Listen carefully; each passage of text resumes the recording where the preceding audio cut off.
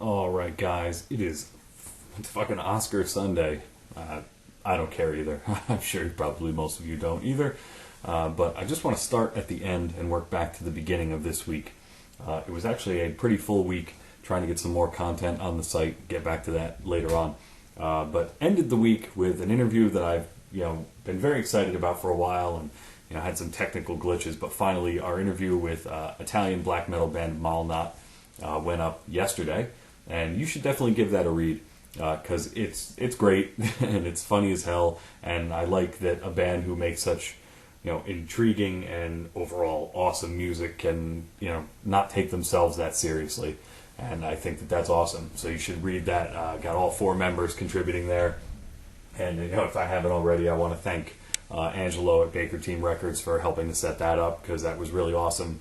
And that kind of leads me to thank Baker Team, Scarlet Records, Colony Records, Violent Journey, Ear Splitter, all these other labels, Three Rooks, that have been just really awesome in dealing with us all this time. So check out the interview. It'll be right there. You'll see it. Going back the day before that, we had a review of the band Kongh. Now, Kongh, it's K-O-N-G-H, Kongh, not the other Kongh that we've talked about before. But this is a Swedish, weird, I'll call it doom, death, atmospheric, post, I don't know what else to tell you. But it was formed by two guys who just wanted to play music together. And they kind of said, it's going to be loud, it's going to be heavy, and we'll see where it goes from there. But we want to have a good time. And, the band was formed almost 9 years ago, and I feel like they're still doing that. And there's something to be said about people doing what they want to do, doing what they love, doing it their own way, and having a good time at it.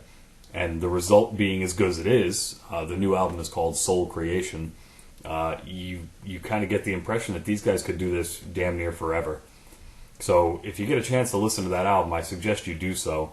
You can check out some clips on their Facebook and on their main website, kongh.net. And again, that's K-O-N-G-H, Kongh. Give it a few listens, and I think you're really going to enjoy it. There's a certain raw quality to it, but it's really well written, well conceived, and I think you guys will probably dig it. Now, before that, and this is the review that I've talked about most with people, friends, and people around the site. The Stratovarius EP, Unbreakable, which was supposed to be kind of the lead in to their new album Nemesis, which actually comes out this week in America. And the EP's fine. It is what it is. It's one new song and four, I can't even call them old, but four other songs that were remastered. Falling Star, which was from Polaris, The Game Never Ends from Elysium, which Justin still thinks is a perfect album. Freedom, which was from Infinite, and Why Are We Here from Intermission. And they're just remastered. But the song, the title track to the EP, Unbreakable, it's good. It's fine. It's a Stratovarius song. It definitely sounds like them. But the real discussion to be had here is why an EP? And, a lot of bands do this, so I'm not pointing the finger at Stratovarius, but, you put out a single, just put out a single. And if you don't want to do that, I don't understand the idea of tacking on four remastered songs that really, for those with a discerning ear, you can definitely hear slight adjustments to the mix and what have you, but most people outside of audiophiles or collectors just don't care. And I think that that's an interesting dynamic in the music industry now, is that idea of the EP before the album, and what are you really offering? How much product is necessary before you can justify putting something out? If this had just been a downloadable CD single or an electronic CD single or even a physical CD single with just this and maybe a live track, I could see that being a little bit more feasible than 5 tracks, only one of which is new. And again, now this was just the appetizer to the main course. The new album, Nemesis, as I mentioned, comes out this Tuesday, and I actually have our latest contributor, Brian, is going to have his review of that up on the site this week. It'll either be Tuesday or Wednesday. And by and large, we agree on the album, which was a surprise for me, because he and I do not always agree on things metal-related.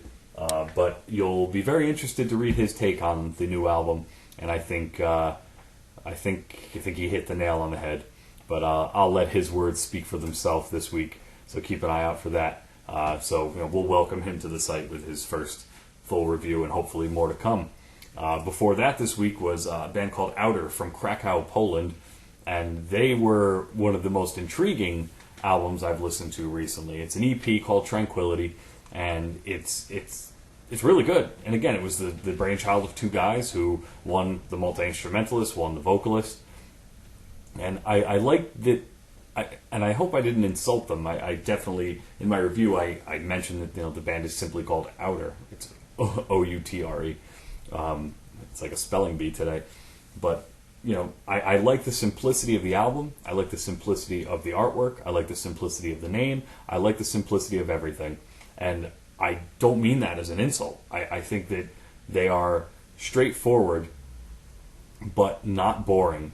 They're doing a lot of things, but they're not trying to just, we got to add 65 different sounds to this song, or, this one needs to be 31 minutes because, I want to do a breakdown here. It's just, everything seems organic. It just really seems like it was easy for them to write, and they built the songs the way they wanted them. They didn't worry about, how this was going to fit in with that, because it all just makes sense. So when I say that it's simple, I don't mean it's simple like, I can give my cat a guitar and he can probably play it. Absolutely not. The guitar work is awesome, very intricate on the instrumentals. So there's a lot to digest, but it all makes sense. And I give them all the credit in the world for making that happen. So definitely check out that EP, Tranquility. You can listen to that on their Bandcamp site, which is even better. 4 songs, about 20 minutes worth. And I think you could all get down with that, I think. So now we're all the way back to Monday, and I had mentioned this on the last podcast, what's in a name. But you have a band called Utah. The name of their album is Utah, and I guess it only makes sense that they're from Georgia. And I've said this to several people, and everyone goes, "Wait, they're not from Utah?" Well, no, it's just the name of the band. It's not like you have to be named after your home state. Or else I guess this site would be like New York Eternal. That doesn't really work. But the gentlemen in Utah have a laundry list of influences: Kiss, Celtic Frost, Black Flag. But they have an interesting sound that's not easy to classify, but really hard to not enjoy. They're somewhere bordering. They're in the stoner category. You could call them doom. You could call them rock and roll. You can call them a lot of things, and all of them would be right. And I think that's the funniest part, is that everything you could call them would be right. So their album is blissfully good. And I think the only problem I had was, there are a couple tracks that are a little on the long side, 7.5 minutes. There's a couple, and then the 12-minute, 20-second closing track, Black Sandwich, which features a full couple minutes of feedback just ringing out at the end. And I don't fully understand the use of that, but on the whole, the album was good, and there were no dragging moments. There was no time where you went like, okay, except for maybe the feedback. There were no times where you said, all right, just end it. Let's cut it off here. Sometimes the 7.5-minute songs were the ones that went the quickest. Because they just have such, the musicianship, again, and I've said this on every album we've talked about this week, the musicianship is excellent, top-notch, and these guys are just doing something really good. So I'm looking forward to seeing what they do next. And just very quickly, I wanted to throw out an idea, and I'll keep it short for you, just for you there, not him, you. The idea of predictability in music. We've talked about names now, and now we're going to talk about predictability. And what bothers me most is when an album comes out, and if it's a band that you like already, obviously you're going to have a general idea of how it's going to go. But what bothers me most is when you're listening to a song, and I'm into the total package. For me, it's not just like, if it's got great drums, I'll listen to it, or if the guitar works good, I'll listen to it. I like to have an even part of everything, including vocals. And if you get to a line in a song, and after the first 3 words you could complete the rest of the line without ever hearing it, that's a bad sign. Same thing with a guitar riff. If this is the lead melody and they play this for 5 seconds and you could complete the rest in your head without ever hearing the song, then something's wrong. And again, to some degree, if you're a fan of a band, they tend to have a signature style. They're going to do things the way they've done them, and you're going to have an idea of how things are going to go. But you should never be able to spell it out before the band does. I know Kevin Smith, the filmmaker and hockey fan extraordinaire, had said that when he was writing Red State, for those of you who haven't seen it, you should. When he was writing Red State, that he realized that if he knew where the movie was going, that the audience was already going to be ahead of him. So every time he got to the point in the writing where he knew where it was going, he would take a lateral jump and just go in a different direction.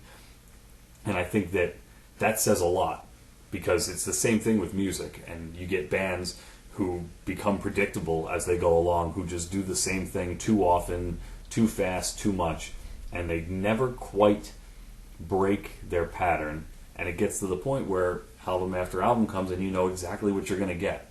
And while you might like a band, let's put it this way, if you take your favorite band, let's say for me, if Catatonia basically made the same album over and over again, and every time, I get to some lyrics and I listen to Jonas sing and I go, oh, yep, okay, well, this line's going to go like this, and that drum fill's going to come here. Like, you shouldn't be able to predict that. And it says a lot about a band to be able to make one great album, let alone 2, 3, 4, 10, 12, 100. AC/DC is the king of predictability. They made the same album over and over again for the last, 30 years. And, people love them, but I think to some degree, you don't have to be a rocket scientist to ever digest an AC/DC song. And whenever they have a new album coming out, you might as well just call it like Back in Black Part 17 or whatever you choose. When Black Ice came out, which I believe was their last studio album, a lot of people jokingly called it Back on Black Ice. But what do I know? I didn't go to music school. But anyway, so this is something to think about, the predictability of music today. And I mean, it doesn't go for pop. All pop music seems to be predictable. Thank you, Justin Bieber and One Direction and whatever else you have. So anyway, that'll be it for this week. So again, keep an eye out for our new reviewer, Brian, who's going to be kicking his opinion on the Stratovarius album. Go back and check out that Malnatt interview and enjoy that. Get a good laugh. Pass it on to your friends. And if you haven't, check out their album, because it's fucking great. And then we have a packed week again this week of reviews. We got Odd Dimension has a new album out. Gracian, which is a band I've been talking about for weeks and I've been trying to spread the gospel of. Diesel King, and Eternal Tears of Sorrow, which I'll get a story about them next week, and the fact that I had never even listened to them when we started this site, so we didn't steal the name, I swear.